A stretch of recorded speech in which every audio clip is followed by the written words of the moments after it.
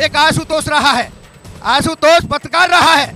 आज वो भी अपने को धन्य मानता है, हिंदूवाद के मुताबिक वो अपने को सौभाग्यशाली कहता है। वो कहता है कि मैं धन्य हूं कि मुझे मान्यवर कांशीराम जैसे शख्सियत का थप्पड़ पड़ा। और तुम लोग एक बात नहीं बर्दाश्त कर पाते, साहब की कही हुई बातों पे चलो तो सही भाई लोगों, ऐसे नहीं। जब उन्होंने करके दिखा दिया तो मंच पे भाषण कम, काम ज्यादा। जब कर्पूरी ठाकुर साहब जब बिहार के चीफ मिनिस्टर बने, सोचो क्या नारे लगाए थे ब्राह्मणिकल सिस्टम के लोगों ने कि कर्पूरी नहीं कर्पूरा है, हाथ में कैंची उस तरह है। कभी बुद्धि लगाई है, इस्तेमाल किया है कि 6 दिसंबर का ही दिन क्यों चुना था? बाबरी मस्जिद को तोड़ने के लिए। उन्होंने सिद्ध कर दिया ब्राह्मणिकल सिस्टम ने कि हे अंबेडकर, तू तो 6 दिसंबर को मरा ही मरा था, हम आज से तेरे संविधान को भी मारे दे रहे हैं। तो संविधान का मरण तो उसी दिन हो गया था।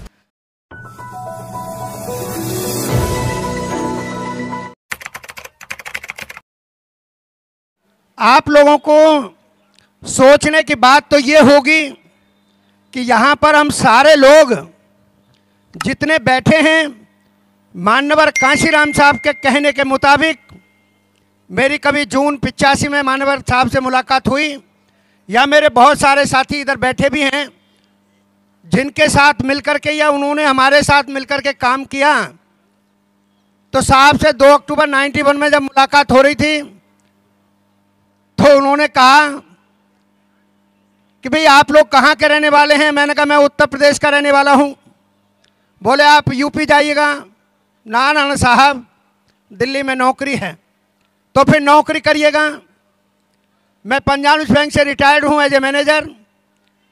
तो मैंने कहा साहब बैंक में नौकरी करता हूँ, जब भी कहीं बात होती है तो खड़े होकर के सीधा कह देना होता है कि जितना दाम उतना काम, बाद बाकी बहुजन समाज और बहुजन समाज पार्टी का काम। यहाँ यद्यपि बाबा साहिब का चित्र मुझे नहीं नजर आया, लेकिन कोई बात नहीं, मॉडर्न अंबेडकर का जो चित्र है वो तो मेरी समझ आ रहा है। मॉडर्न अंबेडकर कौन? मान्यवर कांशीराम साहब। क्योंकि वो बाबा साहिब से भी एक बालिश आगे निकले, क्योंकि बाबा साहिब तो लिख करके चले गए, जो हमारी मजबूरी प्राकृतिक व्यवस्था उनको ले गई, लेकिन मान्यवर कांशीराम साहब ने वो काम कर दिखाया जो बाबा साहिब चाहते थे। बहुत सारे लोग क्या चाहते थे? शासन सत्ता चाहते थे। अभी तो हमारी समझ में खाक नहीं आया है।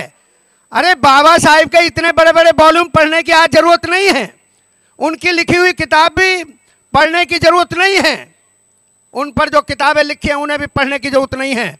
अगर 2 लाइन की उनकी पूरी जिंदगी का सार आ जाता है, जो यहाँ पर बहुत सारे वक्ताओं ने जिक्र भी किया और भंते जी ने तो बड़े खुले खुले बात कर दी कि राजनीतिक सत्ता वो मास्टर चाबी है जिससे हर प्रकार की समस्या का ताला खोल करके निदान हासिल किया जा सकता है।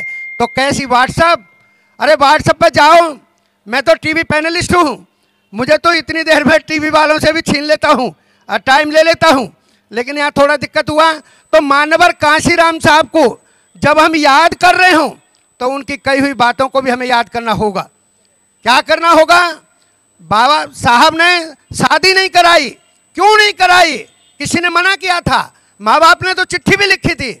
लेकिन साहब ने जब एनिलेशन ऑफ कास्ट जब वो किताब पढ़ ली तो फिर वो समझ गए कि समाज के कल्याण करने में यदि कोई बहुत बड़ी बाधा है तो वो परिवार है।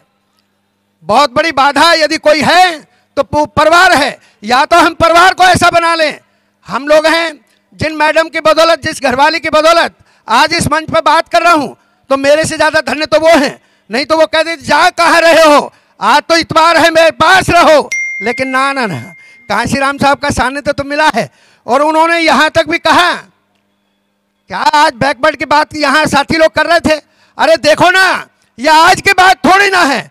जब कर्पूरी ठाकुर साहब जब बिहार के चीफ मिनिस्टर बने, सोचो क्या नारे लगाए थे ब्राह्मणिकल सिस्टम के लोगों ने कि कर्पूरी नहीं कर्पूरा है, हाथ में कैंची उस तरह है। यह मनोबल तोड़ा गया। और जब राम नरेश यादव यूपी के चीफ मिनिस्टर बने तो उनको भी यही नारे लगाए कि राम ने जी वापस जाओ, डंडा लेके भैंस चराओ। यहाँ गौतम साहब बैठे हैं, मानवर कांशीराम साहब की लिखित रूप में विचारधारा अगर पेश की तो एसएस गौतम बैठे हैं यहाँ पर, और यहाँ दूसरे भी हैं। मैडम आए थे, उन्होंने बहुत बाद में चल करके, चाहे आर्थिक क्षेत्र के मामले में चाहे कुछ भी करके, उन्होंने भी कुछ न कुछ प्रचार प्रसार का काम किया। और साहब की कई हुई बातों पे चलो तो सही भाई लोगों, ऐसे नहीं है। जब उन्होंने करके दिखा दिया तो मंच पे भाषण कम, काम ज़्यादा। अरे जब आप पीएम बनाना चाहते हो अपना, तो पीएम शब्द को उल्टा कर दो, एमपी से बनता है।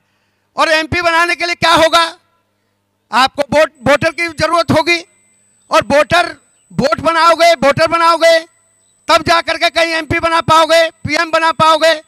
तो हम लोग जो व्हाट्सअप खेलते हैं ना, ये भी एक ब्राह्मणिकल सिस्टम का एक आपको दिया हुआ तोहफा है कि आप इसमें उलझे रहो, और उसी व्हाट्सअप के लिखी हुई चीज़ों को यहाँ पर बोलते रहो मंचों पर आकर के, लेकिन क्षेत्र में जाकर के कुछ करो नहीं।